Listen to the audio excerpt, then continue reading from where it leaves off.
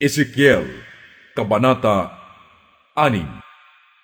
Sinabi sa akin ni Yahweh, humarap ka sa mga bundok ng Israel at magpahayag laban sa kanila.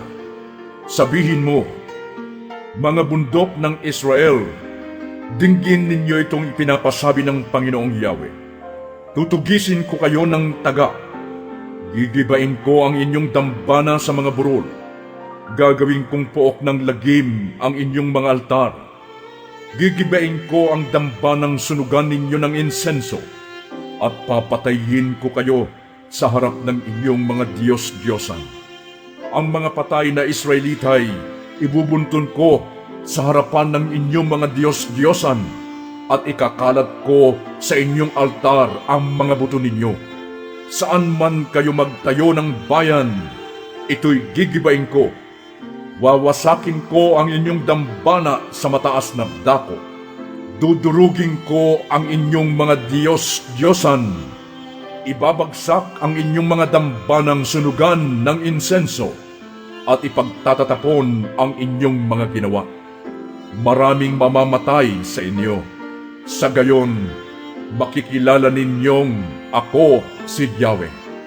May ilan akong ititira sa inyo, ngunit mangangalat sila sa iba't ibang panig ng daigdig at mabibihag ng ibang bansa.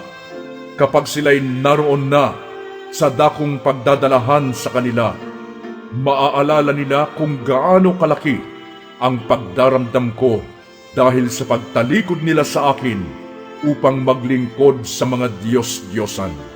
At sila mismo'y masusuklam sa kanilang sarili dahil sa ginawa nilang kasamaan. Sa gayon, makikilala nilang ako si Yahweh at malalaman nilang hindi panakot lamang ang parusang ipapataw ko sa kanila. Ipinapasabi ng Panginoong Yahweh, pumalakpak ka't pumadyak at sabihing mabuti nga sa sambahayan ng Israel. Uubusin kayo sa pamamagitan ng tabak, ng salot at ng tagutom.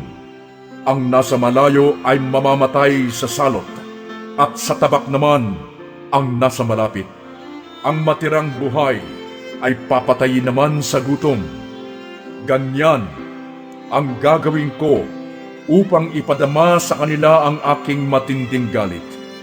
Makikilala nga nilang ako si Yahweh kapag nakita nilang naghalang ang patay sa harap ng kanilang mga Diyos-Diyosan, sa mga burol, mga bundok, sa ilalim ng mga punong kahoy at malalagong puno ng ensina, o sa alinmang dakong handugan nila ng mababangong samyo para sa kanilang mga Diyos-Diyosan.